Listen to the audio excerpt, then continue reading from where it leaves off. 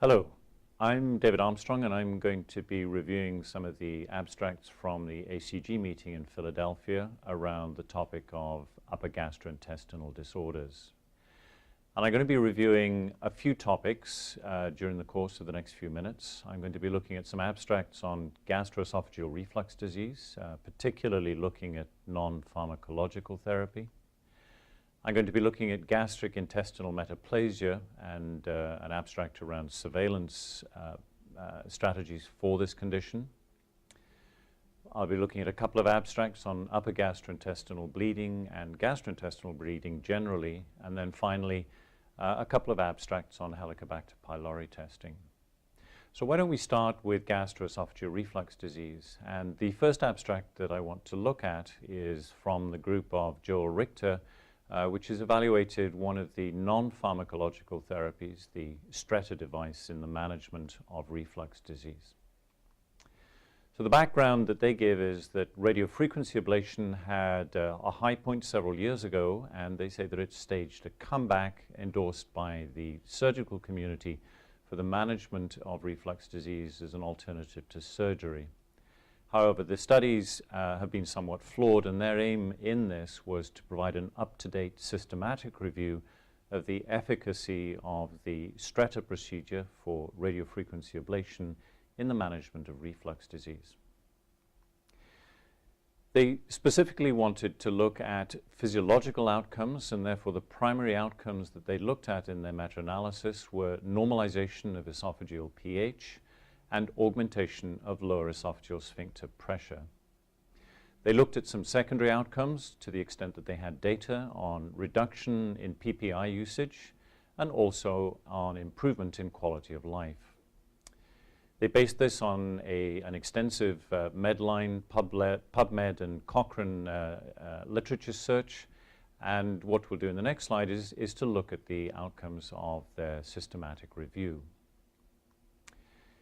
So they identified 31 studies that reported data from Stretta, and the bottom line from this is that they were only able to identify 4 randomized controlled trials.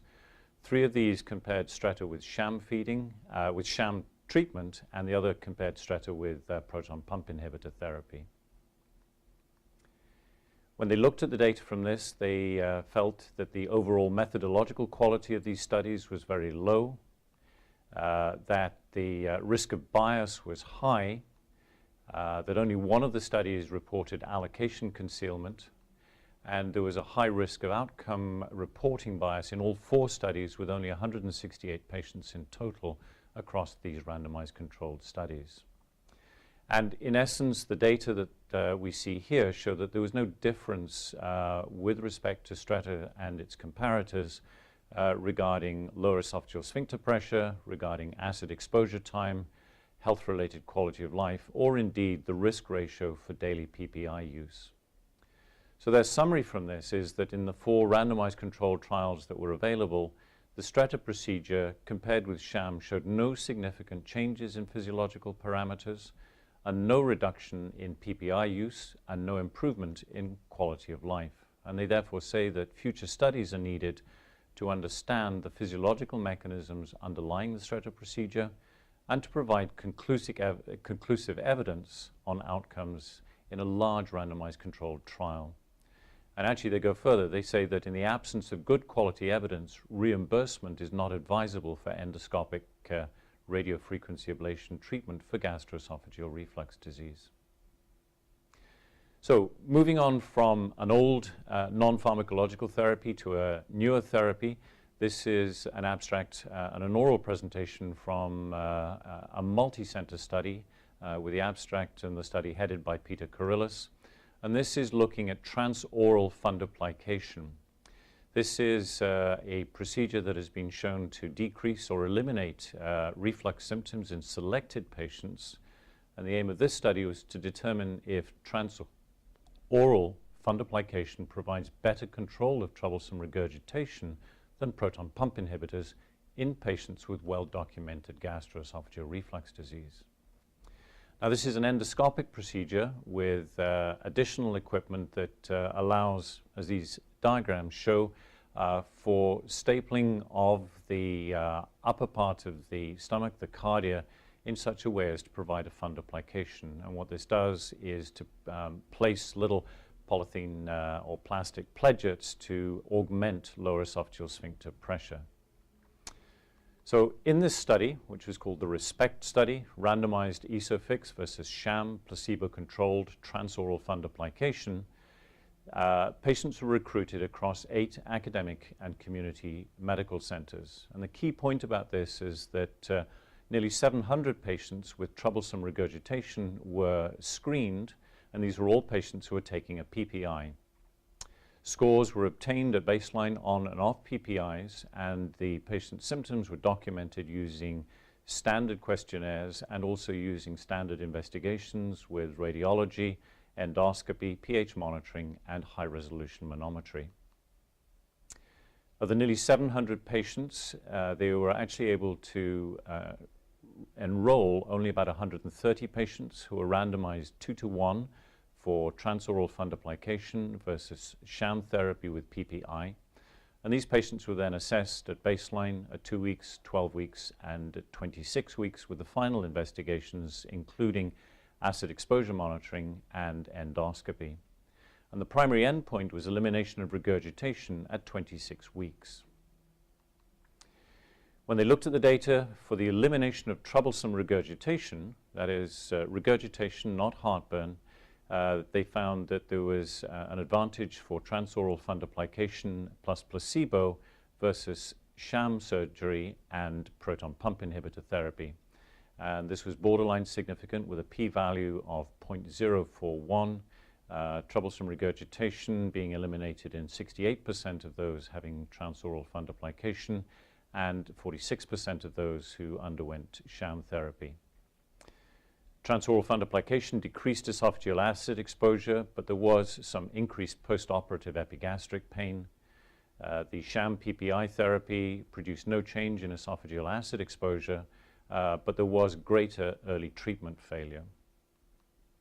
Their conclusion was that transoral fundoplication was more effective than sham and continued PPIs in eliminating troublesome regurgitation, and they say that it may have a role in treating reflux patients with a small or absent hiatal hernia who suffer from troublesome regurgitation despite PPI therapy.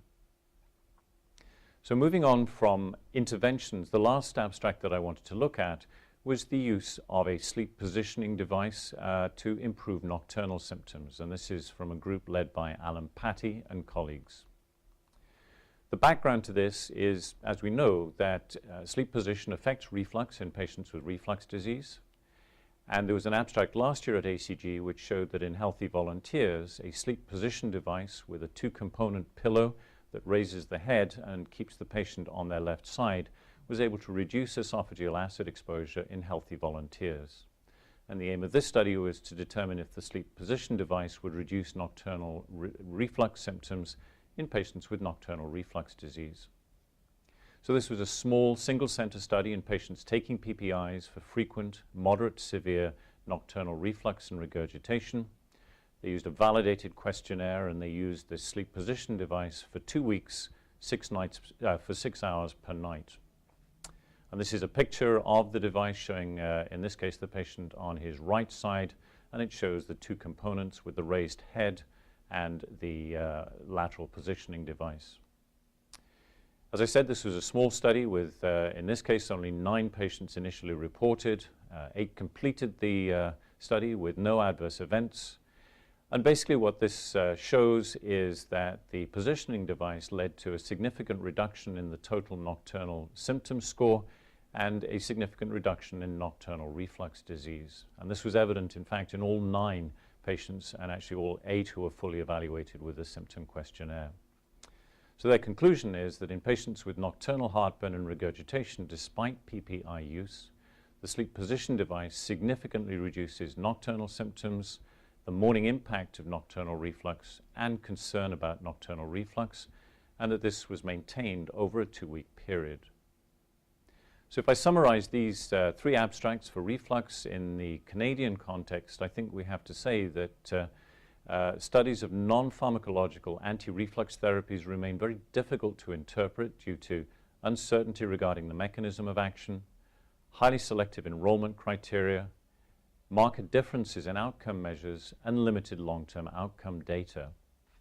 So caveat emptor, buyer beware is the ongoing catchphrase for these non-pharmacological therapies.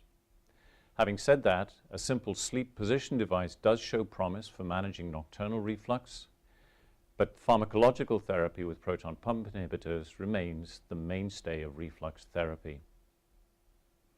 So those are the three abstracts that I wanted to share with you around reflux disease, and what I shall do is take a couple of minutes to break and take any questions that you or my fellow faculty may have around these reflux abstracts.